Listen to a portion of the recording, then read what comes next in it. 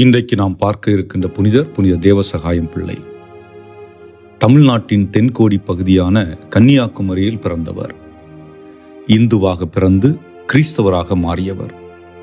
போர் வீரர், வசதி படைத்த இந்து நாயர் குடும்பத்தில் பிறந்து இந்தியாவின் முதல் தமிழ் புனிதர் என்று பெருமையோடு அழைக்கப்படுபவர்தான் தேவசகாயம் பிள்ளை.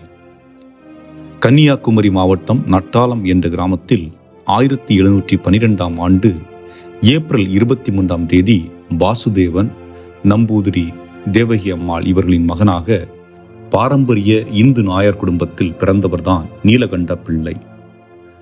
நாயக்கர்களின் தாய்வழி பாரம்பரியத்தின்படி தனது தாய்மாமனால் வளர்க்கப்பட்டவர். சிறு வயதிலேயே சமஸ்கிருதம் மற்றும் கலைகள் பல கற்றுத் தேர்ந்தவர். வில்வித்தை, வர்மக்கலைகள், போரில் ஆயுதங்களை பயன்படுத்தும் முறைகளையும் கற்றுத் தேர்ந்தவர். நீலகண்டனின் குடும்பம் திருவிதாங்கூர் மன்னன் மார்த்தாண்டவர்மனின் அரசு அரண்மனையில் அதிக செல்வாக்கு பெற்றது. வாலிப வயதில் அரண்மனைக்கு சென்ற நீலகண்டன் திவான் ராமையா தனவாயின் கீழ் ஒரு அதிகாரியாக பணியாற்றினார். பணியில் திறம் வாய்ந்த நீலகண்டன் விரைவிலேயே மாநில அதிகாரியாகவும் பொறுப்பேற்றார். திருவிதாங்கூர் மாநிலம் மைக்கோடு இளந்தவிளையை சேர்ந்த பார்கவி அம்மாள் என்பவரை திருமணம் செய்தார். கன்னியாகுமரி மாவட்டம் குளச்சல் டச்சுக்காரர்களால் ஆட்சி செய்யப்பட்டது. குளச்சல் மீது போர் தொடுத்த திருவிதாங்கூர் அரசு அதனை வெற்றி கொண்டது. டச்சு படை தளபதியான பெனடிக்ட் டிலானை கைது செய்து திருவிதாங்கூர் மன்னரிடம் கொண்டு வரப்பட்டார். அவர் அரசியல் தளபதியாகவும் போர் பயிற்சியாளராகவும் பணிபுரிந்தவர். பிற்காலத்தில் மன்னர் அவரை படைத்தளபதியாக நியமித்தார். தக்கலை அடுத்த புலியூர்குறிச்சியில் உள்ள அரண்மனையில் வீரர்களுக்கு டிலனாய் பயிற்சி அளித்தார். மேலும் ஆயுதங்களை உற்பத்தி செய்யும் பணியிலும் ஈடுபட்டு வந்தார். அச்சமயத்தில் கத்தோலிக்க கிறிஸ்தவரான பெனடிக்ட் டிலானாயுடன் நீலகண்ட பிள்ளை நெருங்கி பழகி வந்தார்.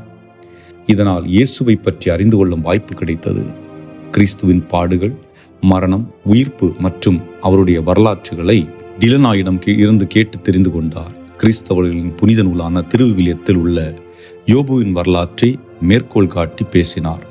இந்த விளக்கம் நீலகண்டன் பிள்ளைக்கு பிடித்து போனதால் அவருடைய மனதில் ஒரு மாற்றத்தை ஏற்படுத்தியது. இயேசுவை பற்றி முழுமையாக அறிய விரும்பினார். அப்போதைய பாண்டிய நாட்டுக்கு சொந்தமான நெல்லை மாவட்டம் வடக்கன்குளத்தில் உள்ள திருக்குடும்ப ஆலயத்தில் திருமுழுக்கு பெற்று நீலகண்டன் என்ற தனது இயற்பெயரை விடுத்து கடவுளின் உதவி என பொருள்படும் தேவசகாயம் பிள்ளை என மாற்றிக்கொண்டார். அவரது மனைவி பார்கவி திருமுழுக்கு பெற்று தனது பெயரை ஞானப்பூ என்று மாற்றிக்கொண்டார். தேவசகாயம் பிள்ளையை தொடர்ந்து அவரது உறவினர்கள் சிலரும் கிறிஸ்துவை ஏற்றுக்கொண்டு திருமுழுக்கு பெற்றார்கள்.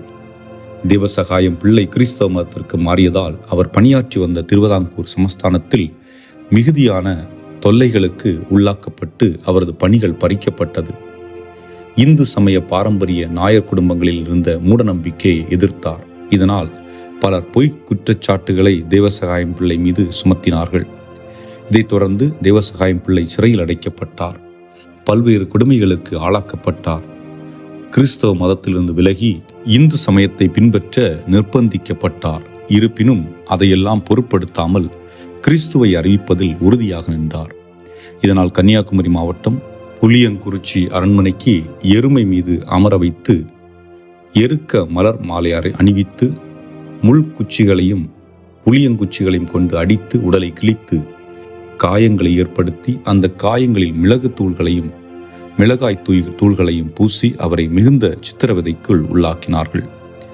மேலும் இந்த சித்திரவதைகளினால் உடல் சோர்ந்து தாகமுற்ற தேவசகாயம் பிள்ளை தண்ணீர் வேண்டும் என்று கேட்டதற்கு அசுத்த நீரை குடிக்க கொடுத்தார்கள். அதனை குடிக்க இயலாமல் தவித்து கடவுளிடம் முழங்கால் படியிட்டு மன்றாடிய வேளையில் ஆண்டவர் தாமே அவர் பருக சுவையான நீரை அவர் முழங்கைகள் இடிக்கப்பட்ட அந்த பாறையிலிருந்து அற்புதமான நீரூற்றை தோன்றச் செய்தார். அந்த நீரை பருகி வலுப்பெற்ற தேவசகாயம் பிள்ளை தனது பயணத்தை தொடர்ந்தார். இன்னும் அந்த நீரூற்றானது அற்புதமாக பல்வேறு நோய்களுக்கு மருந்தாக இருந்து வருகிறது. இந்த அதிசய நீரை குடித்து கடவுளிடமிருந்து ஏராளமான மக்கள் சுகம் பெறுகிறார்கள். இப்பாறை முட்டிடிச்சான் பாறை என்று அழைக்கப்படுகிறது. பெரும்பிள்ளை என்னும் இடத்தில் தூக்கு தண்டனை காவலில் 7 மாதங்கள் சிறை வைக்கப்பட்டிருந்தார். அச்சமயத்தில் அவரது கைகளையும் கால்களையும் இரும்பு சங்கிலிகளால் பிணைத்து மரத்தில் கட்டி வைத்திருந்தார்கள். அவரால் அமரவோ நிற்கவோ நடக்கவோ முடியாத சூழலில் அவரை மிகுந்த கொடுமைக்கு உள்ளாக்கினர். ஆயினும் அவர் அந்த சங்கிலிகளோடு முழங்காலில் இருந்து ஆண்டவரை நோக்கி ஜெபித்தார். பின் ஆரல்வாய்மொழி அருகே உள்ள காற்றாடி மலை பகுதியில் 1752ஆம் ஆண்டு ஜனவரி 14ஆம் தேதி தேவசகாயம் பிள்ளை 5 முறை துப்பாக்கியால் சுடப்பட்டு இரத்தம் சிந்தி மறைசாட்சியானார். அவருடைய உடல் 3 நாட்களுக்கு பின்னர் கோட்டாறு மறைமாவட்டம் நாகர்கோவில் புனித சவேரியார் தேவாலயத்திற்கு கொண்டு வரப்பட்டு நல்லடக்கம் செய்யப்பட்டது. தேவசகாயம் பிள்ளை 2012ஆம் ஆண்டு டிசம்பர் 2ஆம் நாள் திருத்தந்தை 16ஆம் பெனடிக்ட் அவர்களால் அருளால் நிலைக்கு உயர்த்தப்பட்டார். மேலும் 2022ஆம் மே மாதம் 12ஆம் அன்று திருத்தந்தை பிரான்சிஸ் அவர்களால் புனிதர் பட்டம் வழங்கப்பட்டது.